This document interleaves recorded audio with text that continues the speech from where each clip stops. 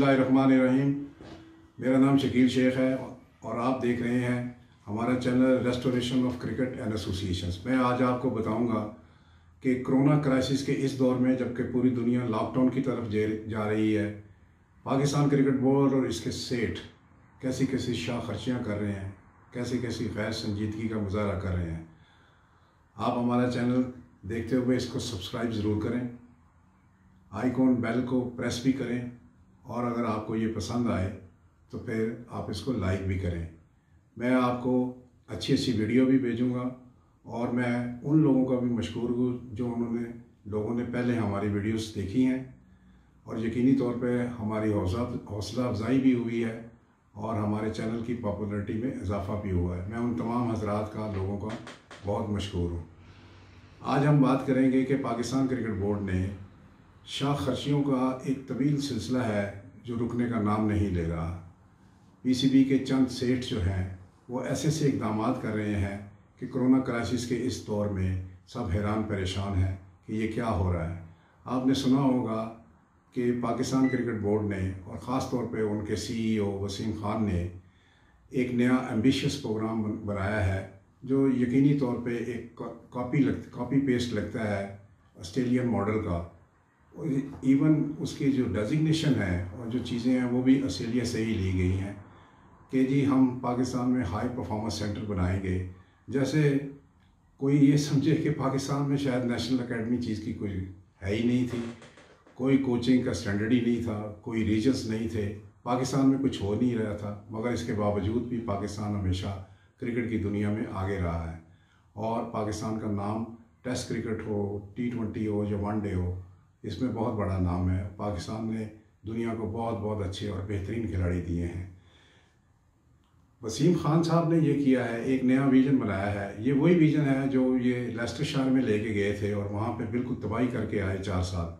Leicestershire की performance 4 day में, 1 day में और T20 में नहायत बुरी रही और ख़ुद ज़ाती तौर पे इन्होंने जो CEO के तौर पे वहाँ पे रिपोर्टें जमा कराई हैं, एनुअल रिपोर्ट्स और फाइनेंशियल स्टेटमेंट दी हैं, उसमें ख़ुद ये कहते हैं कि मैं बड़ा डिसअपॉइंटेड हूँ। 4 साल की कारकर्दगी के बाद 2017 के मिनट्स में ये सारी बातें लिखी हुई हैं और देखने वाले को हैरत होती है कि एक आदमी ने 4 साल काम किया है एक क्लब लेवल पे, लेस्टरशायर काउंटी क्रिकेट क्लब में, और फिर उसको किस कारकर्दगी की बुनियाद पर पाकिस्तान क्रिकेट बोर्ड में ले आए हैं।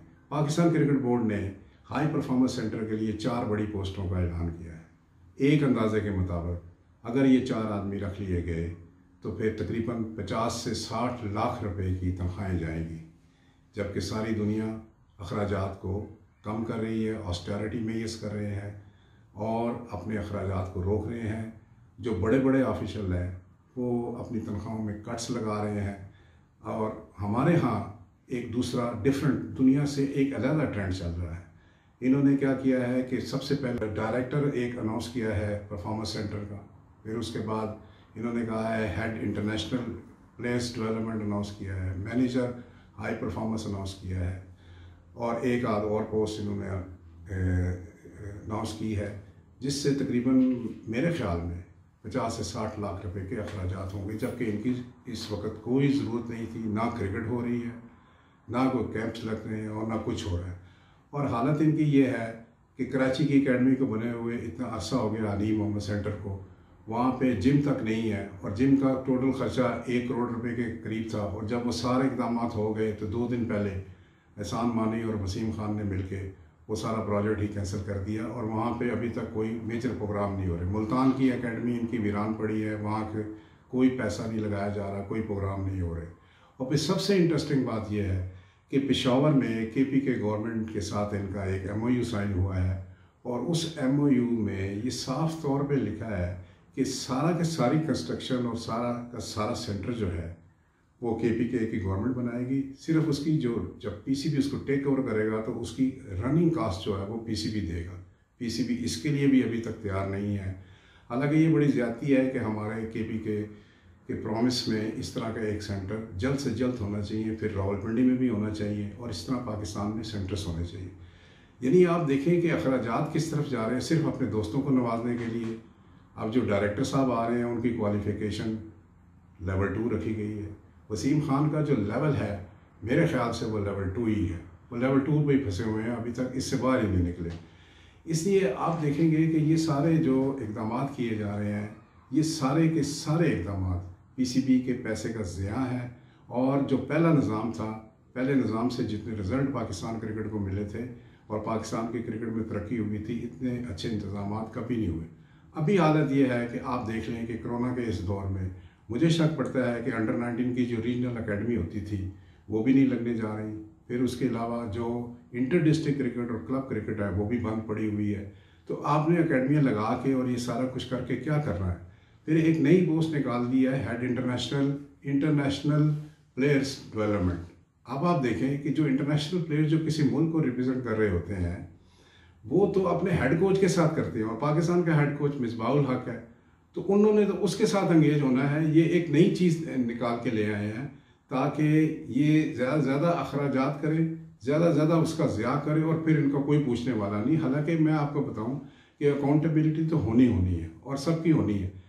इतने ज़्यादा अखराजात और इस तरह के ये जो प्रोग्राम है, इल कंसीव प्रोग्राम है, इनका कोई मॉडल नहीं है। और अभी तक जो वसीम खान और एहसान मानी ने अपने, आप समझ लें कि 1.5 साल में जो कुछ इक़दाम किए हैं उससे सिर्फ क्रिकेट की तबाही हुई, कुछ भी नहीं हुआ। इनकी शाह खर्चियों को रोकने के लिए हमारा चैनल इस पे काम कर रहा है। Restoration of cricket and association के प्लेटफॉर्म से हम काम कर रहे हैं। सारी एसोसिएशनें इसमें शामिल हैं, सारे डिस्ट्रिक्ट इसमें शामिल हैं, सारे प्लेयर्स इसमें शामिल हैं, और इंशाल्लाह इनको एक्सपोज भी करते रहेंगे। ये इस तरह के जो इक़दाम हैं ये पाकिस्तान क्रिकेट के लिए किसी तरह भी ठीक नहीं है। और ये एक आदमी उठ के आया है जो एक फेल मॉडल जो है लेस्टरशायर का, जहाँ पे उसकी अपनी परफॉर्मेंस बड़ी ही डिबेटेबल है। डिबेटेबल क्या, बहुत ही मतलब है कि ऐसी परफॉर्मेंस है कि जिसका जिक्र भी कोई इतना करना अच्छा नहीं लगता। और वो उठ के आगे यहाँ पे एक नेशनल क्रिकेट बोर्ड में कौमी सतह पे इस तरह के इक़दाम ले रहा है जो किसी तरह भी हमारे क्रिकेट के लिए बेहतर नहीं है, पाकिस्तान के क्रिकेट के लिए बेहतर नहीं है, एसोसिएशंस के लिए बेहतर नहीं है, स्टेक होल्डर्स के लिए बेहतर नहीं है। इन चीज़ों को रोकने की ज़रूरत है। और हमारी इत्तला में ये चारों पोस्टें जो हैं ये अपने दोस्तों को देना चाहता है। एक आई वॉश किस्म का, एक जाली किस्म का ये सारा इंटरव्यू प्रोसेस और ये सारा कुछ करके, और फिर क्योंकि इनके जो एड्स आए हैं इन पोस्टों पे वो भी इसी तरह डिज़ाइन किया गया है कि इन्होंने कुछ लोगों को अकामोडेट करना है।